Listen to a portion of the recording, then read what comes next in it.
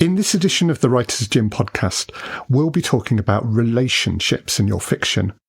Whether your characters are falling in love or starting to hate each other, the interactions between them will often form the basis of your plot, so making these relationships convincing and interesting is going to be critical to your storytelling. Welcome to the Writer's Gym.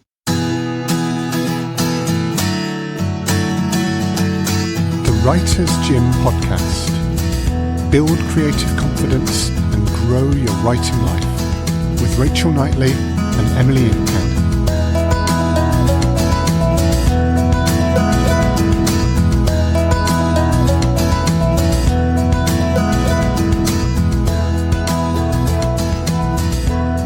Rachel Knightley and Emily Incan. Hello. Hello. Hello.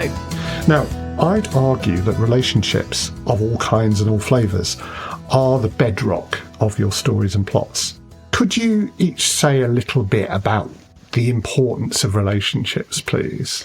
Emily brought up on the last series submitting the novel and all of the plot, lovely explosive things happening, but then the agent saying about taking it back a bit and making us care about the characters first. And I think that's sort of been the perfect example for me, because I'm very, very character driven and I'm fascinated by people. I mean, this is not surprising coming from a coach.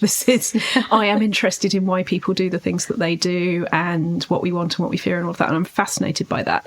And you need to care about them. So for me, this is the playground bit, is where you go into the arguments and where you go into the working together, whether they like each other or not, when you go into the like each other very much and then something else happening in the outside world and the relationship between character and plot. I mean, that is where the fun stuff is. Yes. So I am also a very character-driven writer. Characters and what happens to them, what happens in the world is only interesting in as much as it affects the character and how it affects the characters and how it drives what the characters do next. And I think that is so important to remember and to understand. Your characters themselves are the core of the story, and everything that happens to them is what happens to them. They are not happening to the events. Yeah. The events are happening to them. And as soon as you get that into your head, like some people who are plot driven as opposed to character driven, will think of the events first and then see a character as a vessel through which to see the events. And it's like, that's not how we experience the world. We experience the world in terms of how these things affect us. That is essential, I think, when approaching a novel. So how can writers use relationships to tell readers more about important characters in their stories? I mean, is it all about the way that they react in situations that we as readers would feel familiar with? There was a lovely introduction to a character in a Nick Hornby novel, and of course I don't remember which one, because that would be far too useful, where somebody who was recently divorced and dealing with it pretty well and life was moving on and it was going to be all right, was then physically touched in a completely non-emotional way. I think it was measuring for clothes, and burst into tears. And that moment, that character realised something about themselves that they hadn't, and we realised something about the character that they hadn't.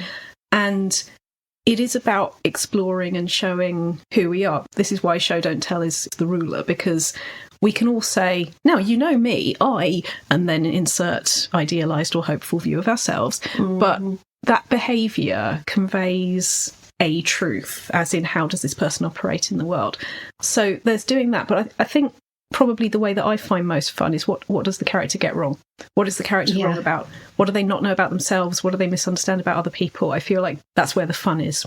Yeah. To quote Ian. I have this thing about characters the peripheral characters. So I mean, like, something can happen to one of the characters, but then the effects of that thing can have ripple effects that affect all of the other characters as well, especially if it's a traumatic event. One character will experience the trauma, but everybody will probably feel an effect of that trauma, even if the character who goes through it is trying to keep it on the down low. They're still the epicenter. They are still the epicenter, and people will notice that they are more tense, will notice that things have changed, will notice things about them. And that is essential, that their trauma is felt by others. If the others aren't paying attention, I mean, for whatever reason, that can be the case. But you have to be really conscious about that, because if another character isn't aware that this first character has gone through something traumatic, that reflects poorly on the one that is completely unaware of it. Because we know often when somebody's experienced something, even if we're not admitting to ourselves that is the case. And on another note, like this is a sort of different note on how this can manifest, I've sometimes had two characters talking about a third character and having completely different opinions on who that third character is and what motivates them and what drives them. And the fun thing is making sure that both of those characters have a point and have a valid sort of interpretation that they're bringing to the table, to the point that you're then like, oh, well, maybe they are that. Maybe they're the other thing. Who is this person, depending on what your perspective is? Yeah, that's so much fun. If you have two or in Liam Moriarty's case, 9 third-person limited narrators, and you get to see those characters from each other's point of view, and then you get that brilliant example of how actually everybody feels like everyone else is a proper adult and they're just pretending, as I keep going back to, that they all see each other as a real something or other, or they all see each other as slightly more sorted, and where we know that one character is just massively scared in a certain situation, the person looking at them will just think they're being too cool for school, I love that, because that is so human, the way that we look at each other and don't attribute our own insecurities to other people necessarily. I've got this thing where I've got, I'll mention names from the Dex universe now, but I mean, it's just to illustrate the different people. So Ren is a very specific type of person. Now, what I like to do is put them into different configurations. So Ren, when Isra is around, is a very different person to when he's alone with Varian, his brother. And when he's alone with Varian, he is such a dick. Like, he is so, like, you kind of just want to punch him in the face. As soon as Isra's around, she dilutes him and she is able to soften him, and he has less of an impact. But when he's alone with Varian, it's like, where did this come from? You are being such a... And if I didn't give him those moments of being alone with his brother, you wouldn't see that side of him. You wouldn't see that sometimes he can be an arse. You would just see him being a reasonably, like the version of him when he's around other people, which is a lot more palatable and a lot easier to get on with. And, but there's something antagonistic that happens between him and Varian, and, whether or not it's because he's relaxed with Varian, he's just able to be a dick because they're brothers and like whatever. But there is something about that dynamic that is different. And I really enjoy being able to explore that, because he's still very much him, but it's just him with a different angle attached. And that's a truth that people are sometimes so reluctant to explore, that when you go back to your family, the regression, suddenly the teenager or child version of you that normally you've grown out of is alive and well and living in the next conversation you have in the kitchen. And the triggers all there. The triggers all there, and they're all the same. And it's such a shame when people feel that they need to be too polite in what they fictionalise, because actually we are all human. We are all a mountain of humour and observation, and you only get to enjoy that when you can laugh at yourself, cry with yourself, notice how those relationships happen, because we've all got them, and it's not about presenting them beautifully and like everything is all shiny and nice. It's about mining it for the stuff that will make readers go, oh, thank God it's not just me. Yeah. And it's one of those things, I think, that perhaps an inexperienced writer would try to impose too much consistency on the way a single character behaves. And actually we're not like that, because we behave very differently with different people. And different circumstances, different triggers of other kinds too. And so for a character to be truly have depth and have nuance and to be convincing, they do need to change a bit, don't they? Yeah, they need to change their presentation. They need to let their guard down. There are times when they are just undiluted versions of themselves, and there are times when they are diluted, or when people are performative. Because when people go into certain situations, like say a professional situation or like a situation where they're under like pressure or whatever, they can be completely different to how they are when they're at home or whatever. I had a friend who has mum mode and work mode. And you see mum mode when her kid comes home and, you know, like you're on a Zoom call and you know, her kid comes home and suddenly she's mum. And then she'll turn back to the camera and she'll be work mode. And it's like two very different people. I had that with the Zoom conversation where it was a quite heavily involved psychotherapeutic conversation about, it was a work conversation, and I can't remember the exact words that the lady was using in conversation, which was explaining this in very, very depth, and then she goes, yes, it is yellow, it's a ball, yes, and then straight back into the conversation, and there was no change in terms of how sincere and how herself she was. And I love seeing things like that, because she is, you know, the mum bit is absolutely real, and the career bit is absolutely real, and going between them on the head of a pin is also completely real. It's lovely to see. There are so many true versions of each of us. And it's relationships that make us behave and act differently, isn't it? And in our fiction, our characters will have been shaped by relationships, both as part of the story, the ones that we as readers actually get to witness, but also prior to the story. The way we are as people is often formed by the relationships that we've been part of.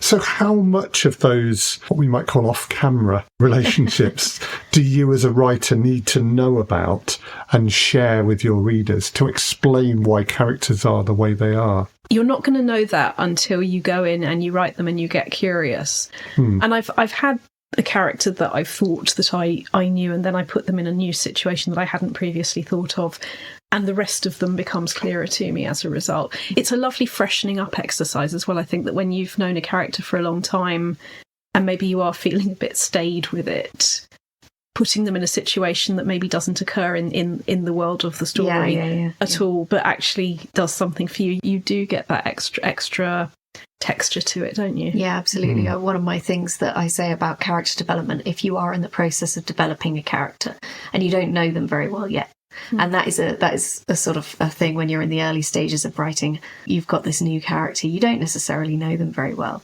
I mean, you can get to know them through the course of writing the novel, but it's like to start the novel, you got to know kind of something about who they are. The best thing to do is take that character and put them in a situation. Choose a situation. How would that character be? Explore that situation through their eyes. And in these moments, like putting them in that situation, you get to know the nuance of who they are. And seeing intimate moments is important. I mean, okay, so I've got one character that I'm working on at the moment who never really has an off moment, because the way he's been raised and the way he's lived his life and everything, he's surrounded by people all the time who he doesn't feel at ease with. And he's never had that relationship where he can just relax and be himself. And that in itself is a sort of exercise. He doesn't have that off. And it makes him a very specific type of person. I mean, it makes him tired. If nothing else. And it makes him very insular, because that's what means that he can even survive, you know, like he's the only person he can be himself with is himself. And I kind of... And potentially not even then, because when people are only in front of the audience, being alone can sometimes be something they find very hard as well, because there isn't anyone to perform it to. So that process you've described there, Emily, that you can almost say road testing a character, putting them into interactions with other people, into relationships. Is that always something that's going to appear in the story that gets published? Or do you do that as a kind of side exercise just to learn more about that character? As a side quest, most of the time. Sometimes they do. If I'm writing about a situation that I know comes up later, sometimes it will end up in the story. and I'll put it in the main But that's document. not the intention of the process. No. Like one of the examples I use is sort of, you've got a character and they need to cross a bridge. And this bridge is rickety, it's old, they don't know if it's going to support their weight. It's quite a high stress situation. How do they react? How do they do this? Do they care? Are they nervous? Are they holding on? Are they going one step at a time and listening very hard with every step? Are they running for it and just thinking the less time I spend on this bridge, the better, and I'm just going to get over it? What are they doing and why? Why are they even crossing this bridge? What in their life is making them cross the bridge? And just putting them in that situation. There may be no bridges in your story. There may be absolutely zero bridges. There may be absolutely zero ravines. But if you put this character in front of a rickety bridge and for whatever reason they had to get to the other side, what would they be like in that situation? And that is a great one because you learn things about the character. Are they afraid of heights? And if they are, why?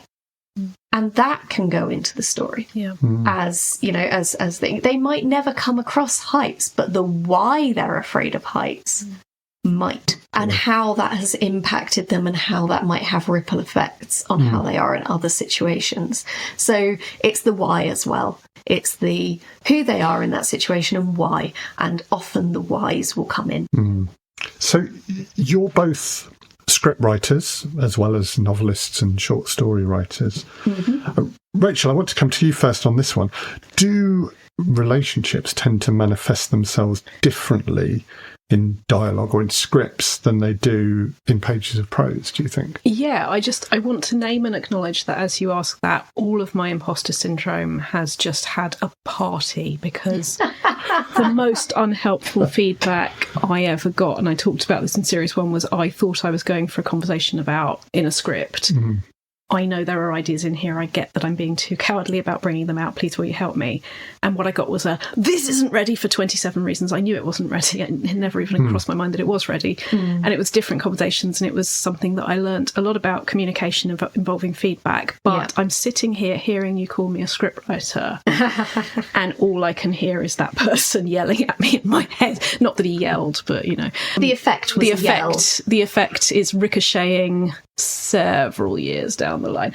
So I do think that is relevant simply because, in a way, it reminds me that there isn't a difference in that what I'm doing in novels, I'm writing my first novel at the moment, what I did in my short story collections, what I even do in non-fiction articles is emotional truth, is work out what is going on for those people. In script writing, you're not God of the universe in quite that exclusive way where you're jumping into the head of who you choose. It is show. It is action and dialogue.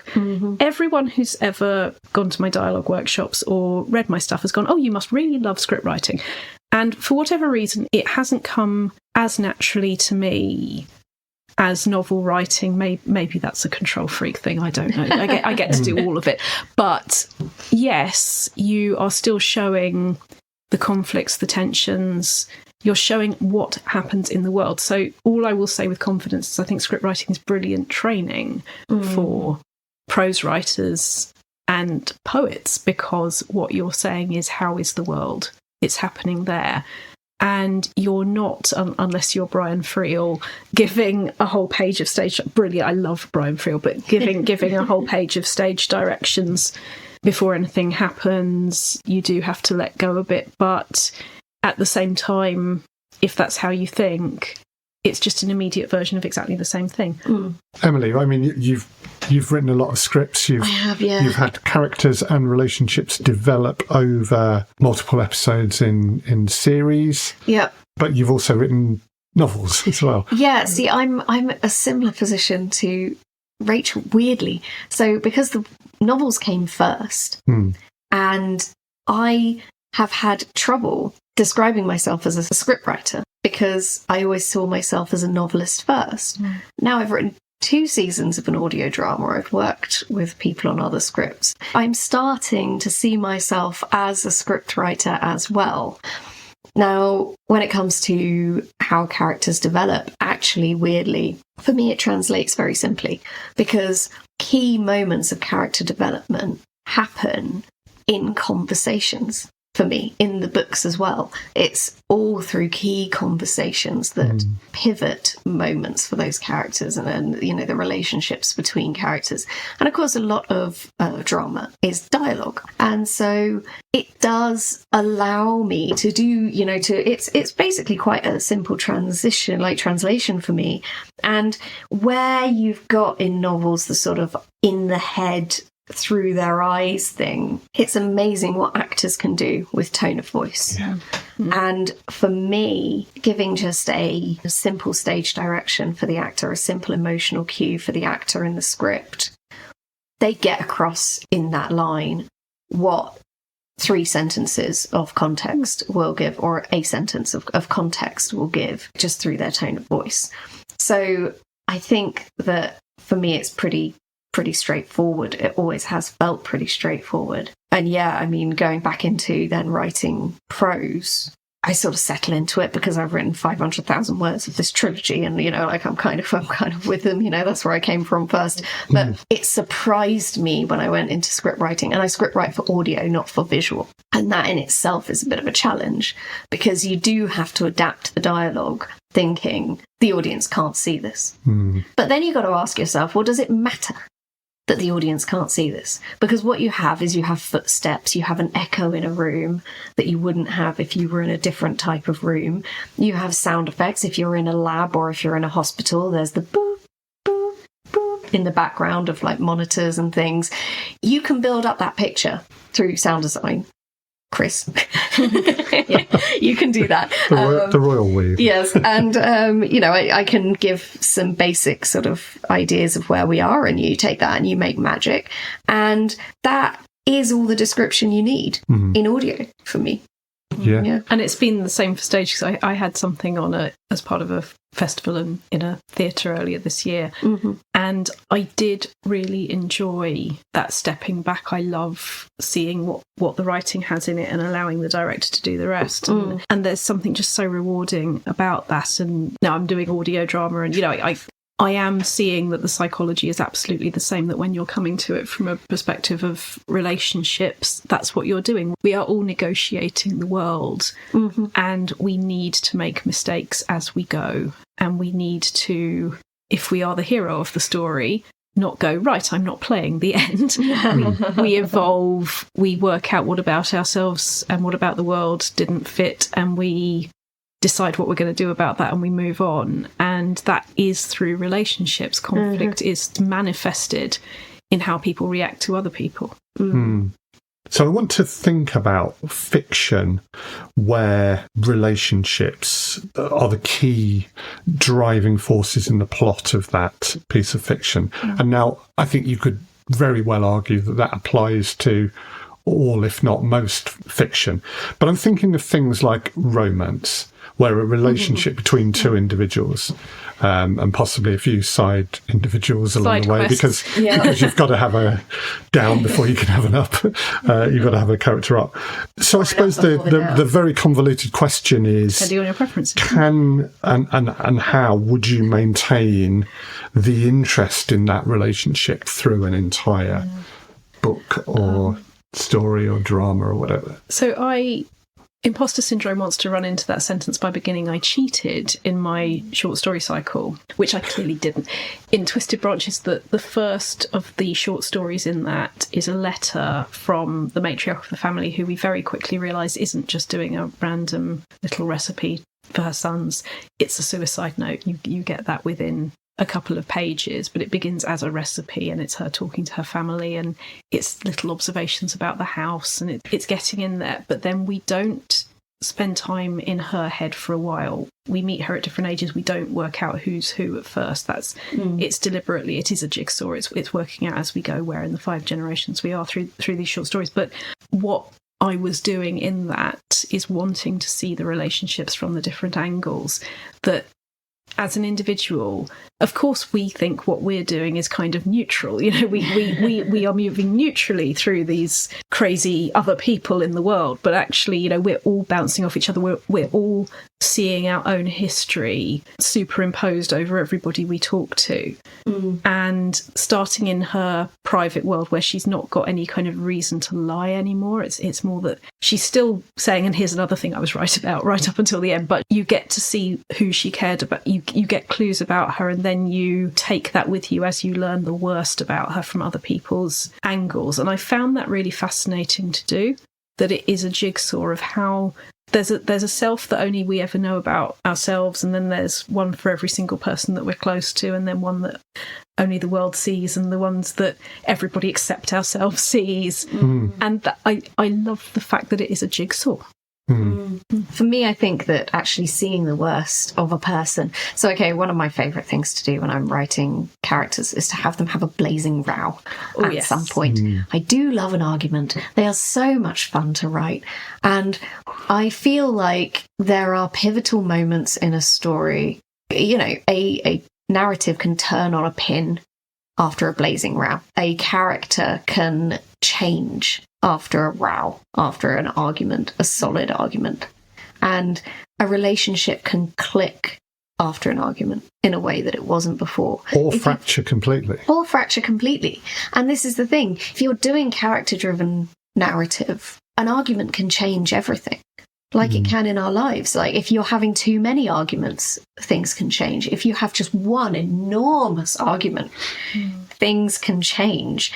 And I love that. And honestly, I've said this before, like I beg of you, if you are writing relationships between people, I mean, I would say especially romantic relationships, but any relationships, and people are in a stressful situation, please have them disagree at some point, because that's what people do. Everyone has a different idea of how something should go, and everyone has a different level to which they can cope before they lose it. And everybody then, you know, if you've got one person who feels like they're taking the strain and others aren't, they're gonna pop at some point. And please, for the love of God, have them argue, because people do that. There is nothing more boring and dull than reading a situation that is quite high level, so that the situation itself can be very engaging. But if the characters just always get on and always agree and always understand each other magically in the middle of this situation, oh yes, we'll, you know, follow this character because their ideas are always right. Oh, come on, who do you know who thinks like that? No, there is an argument to be had, and there is conflict. If somebody is behaving in a way that is putting other people in danger, have one of the people say, what the fuck? You know, it would take very little time for me to start a conflict with somebody who was putting my life in danger, or the lives of people I care about in danger. And if I thought that they hadn't done the risk assessment properly and were missing some fundamental points, I would make those points known, because funnily enough, lives are at stake. So there are so many ways in which you can introduce conflict between characters, and it must be there. It can't not be there. And it is knowing the stakes, isn't it? Because when you know somebody very well, as you will with your characters, getting to know what is at stake for them, not just what we know about what is at stake at the world, but what is it in their background, in their ego, in what's going on for them, that means they feel they have to react in a certain way at a certain time. Or not. What is their breaking point? What is the thing that is crossing the line? Where is the line? And when has someone just stepped over it and ignored it completely? And that's it. They can't take any more without. That's not okay for them. People can forgive an awful lot to a point. And, you know, like, at what point is it a point too far? And then in the argument, undoubtedly, they will bring up all of the times they almost crossed the line. And actually, you could learn something there that you haven't heard directly. Patterns but become that relevant. They are serial behaviour in this way. Exactly, yeah.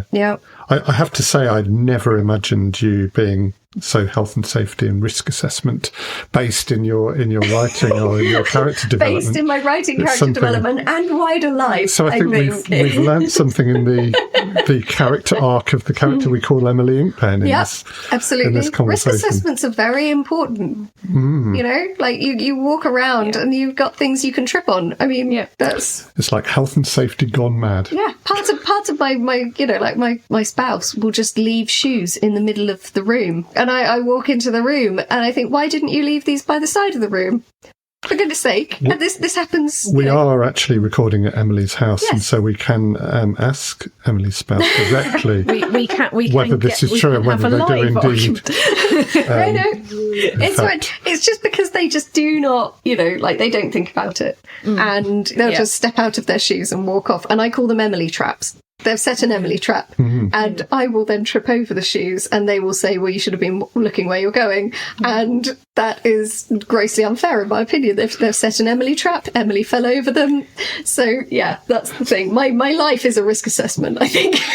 And this is why you apply it to your characters. Absolutely, yes. So, Rachel, are relationships in fiction most effective, relevant to readers when we can identify with them? So my honest feelings on that are, if anybody is being irrational at any time, it's not because of irrationality.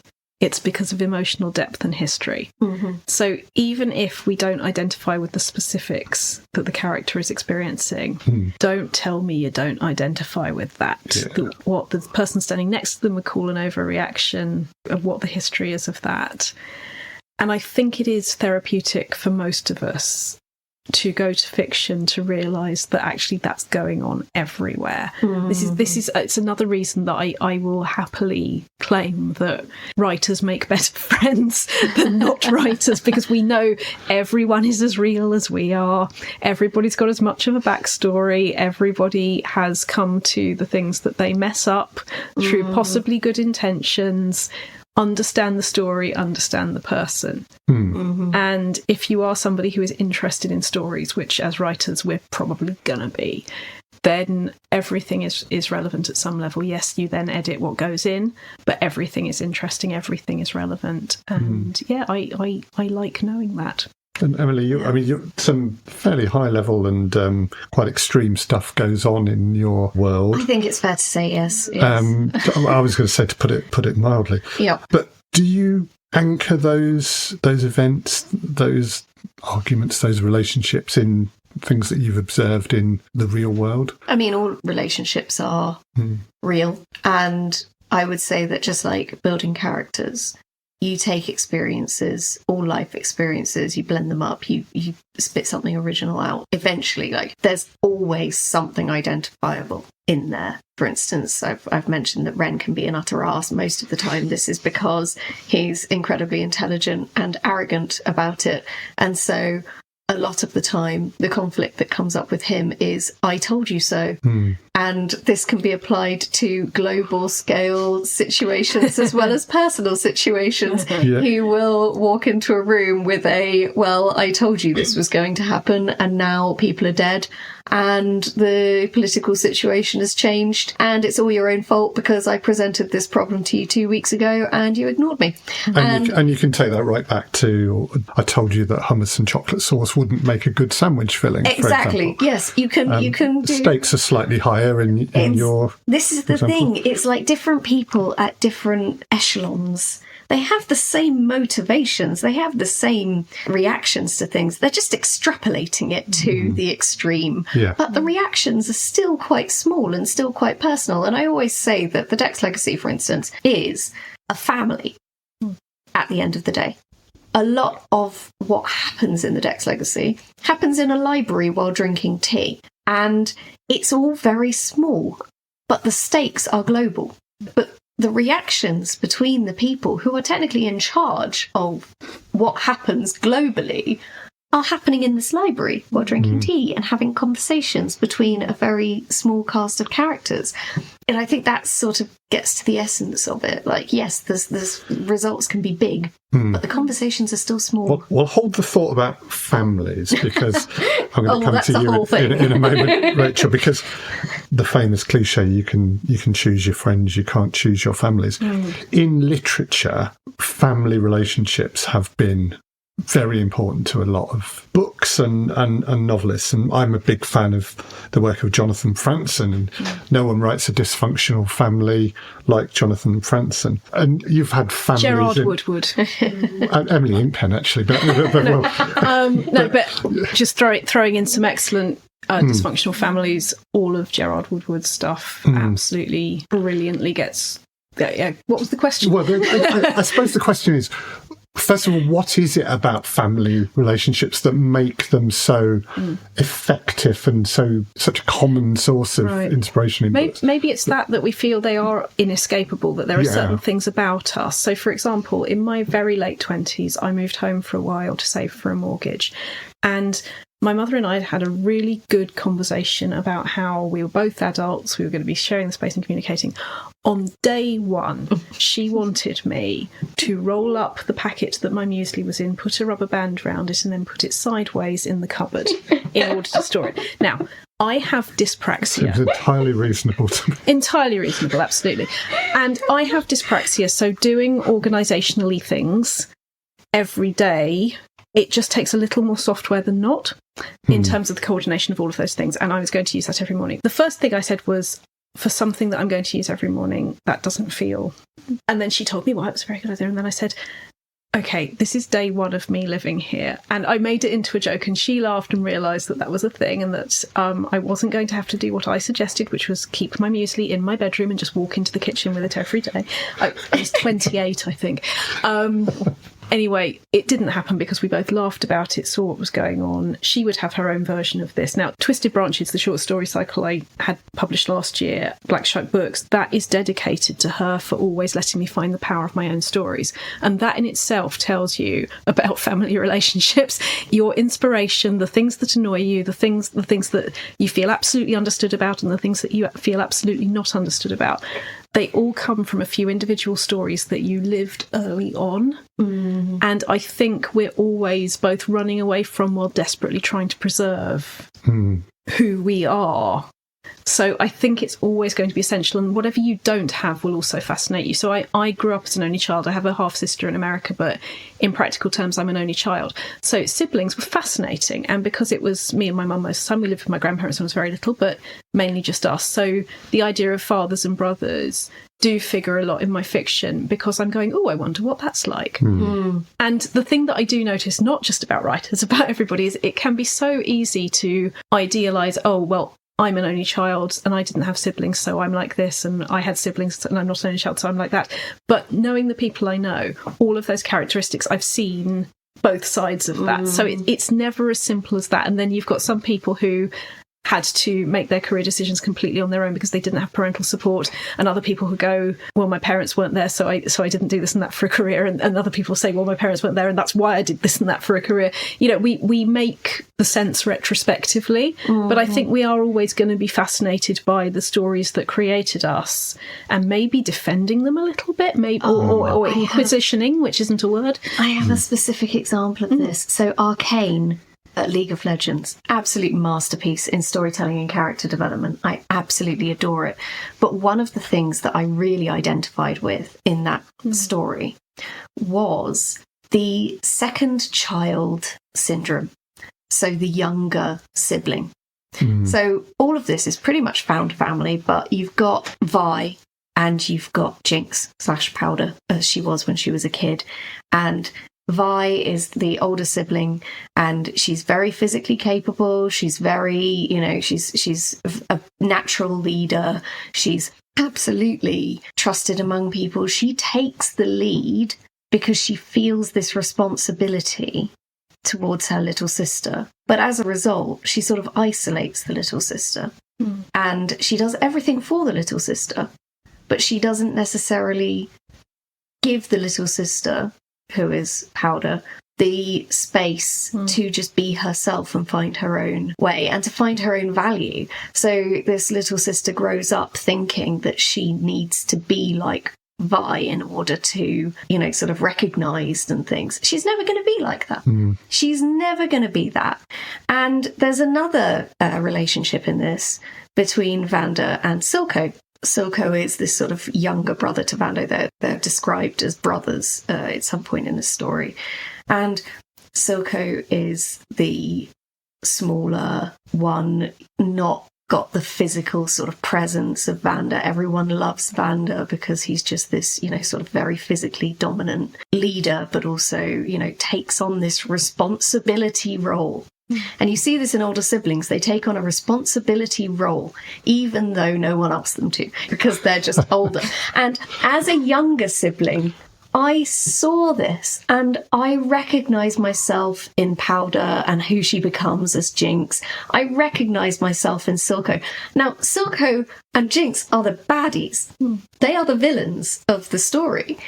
And for me, I identified with them the most because I was like... You could see how they got there. Yeah, I could see 100% how they got there. Now, that's not suggesting that I am going to blow up the world or get everyone addicted to drugs so that I can, rule an underground. But, I absolutely recognised how they got there. And I recognised their journey to becoming them in the shadow of these older siblings who had taken responsibility for them when they didn't necessarily want it. And I'm the weedy, epileptic, asthmatic child with eczema, and my sister is the, I sort of describe her as the Thor to my Loki. She's, the athletic one. She did sports. She was very physically able and capable, and she also took responsibility for me from a young age, and I just saw myself in that. And obviously, very different effects. I love my sister to pieces. She's the best person in the world, and she's just wonderful. She's my favourite. But she also did this when we were growing up. And I totally get where Silco and Jinx came from. I totally get it. Yeah. So family relationships. We've both picked our favourite family member and gone, here are both sides. And that will be feeding into everything, and it will be feeding into our curiosity about characters. And every relationship has flip sides. I think with families in particular, it's just that history, isn't it? Yeah. You go back right to your earliest memories with your family, don't you? Yeah. And it gives us so much material, I guess, for... Ren is the youngest sibling. Yeah. And he's an arse. Yeah. Now, how much of that comes from me? Because I would just walk in there. No one would listen to me because I was the youngest. And then I'd be there going, well, I told you so. I've always wondered where Ren came from, but now we have an answer. I'm seeing him in myself. I'm having a moment. Well, we need to draw this discussion on relationships and fiction. Probably a good idea now because we're getting into self-exploration, and we are in ways that perhaps we shouldn't. So, Rachel, we're at that time in the episode where we ask you to give us a challenge or an exercise. I dare you this week to have your character misinterpret another character. Oh. They don't have to know they're misinterpreting. It could be a gesture, it could be the words someone chooses, but they get not what was intended from it, and maybe it feels like they're being antagonised when they're not, or maybe it feels when they're being asked to do something and they're not, but let them then go off on one in whatever way they do and let there be repercussions to that. Maybe they find out that they got the wrong end of the stick, maybe they don't. But there is such a wealth of who they are, what they believe in, what they've been conditioned by behind that. And if you feel like a little refresher, I dare you to jump into the head of one of the characters you don't normally spend time in, one who isn't your narrative viewpoint, and let yourself enjoy the scene from their point of view. Because as we've been saying over several episodes, it's just a way of freshening it up, of learning something you might not otherwise learn about that character and that world. And it's great fun to see what people can be wrong about. Excellent. Well, listeners, I think we've demonstrated in this episode that, first of all, it's really important to have relationships, arguments, and all sorts of other things in your fiction, but also that you can have a lot of fun, whether that ends up in your stories or not. You can really have some fun with your characters. Absolutely. And we challenge you to go and do that. We challenge you to have fun. That's what all this is in the end. Exactly. As usual, Emily Inkpen, Rachel Knightley, thank you for joining us on the Writers' Gym today. Chris Gregory, thank you for joining us and making us audible. Thank you.